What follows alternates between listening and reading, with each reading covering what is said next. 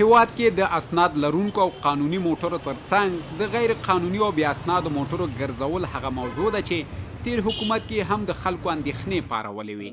تازه د مالیې وزارت وایي اوس یې دغې ستونزې ته قانوني لار جوړه کړې او د خلکو اندېښنې به لرې شي. د امنیت د ټینګښت، د ترافیکي بهیر د خنډونو د لرې کولو، د ملي عوایدو د لوړولو، د خلکو د اقتصادي او ټولنیزو ستونزو کمولو او په ټوله کې د ښه نظم راوړلو په موخه د بې اسنادو موټرو د قانوني کولو لپاره د مالیې وزارت د ګمرکونو لوی ریاست له لوري یو طرحه جوړه شوه. د همدا نن څخه به د بې اسناده موټرانو د ثبت او محصول پروسه شروع شي.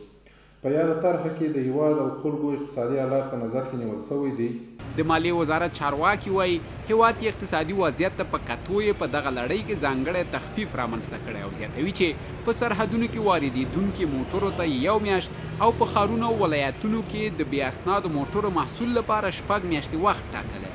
یو هغه موټر دی چې هغه په سرحدونو کې دی، هغه د هغو موټرو مالکان مکلف دي چې د یوې میاشتې په جریان کې خپل ټول موټر محصول او ګمرکي پروسه یې پای ته ورسوي.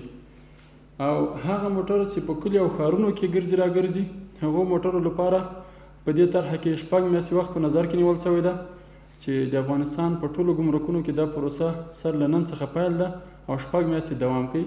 هغه بې اسناده افغانستان لاس موټر چې له 1990 نه تر 2000 کال پورې ماډل ولري په قیمتونو کې تقریبا 80% تخفیف ورکړل شوی ده.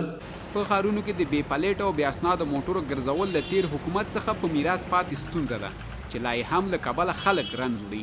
له دې ورهاخوا د بې اسنادو موټرو پر مټ د شوکو او غلاو لمن هم ورځ تر بلې مخ پر پراخېدو ده چې د مالیې وزارت په وینا د اسنادو په ورکړې سره به یې مخه ونیسي.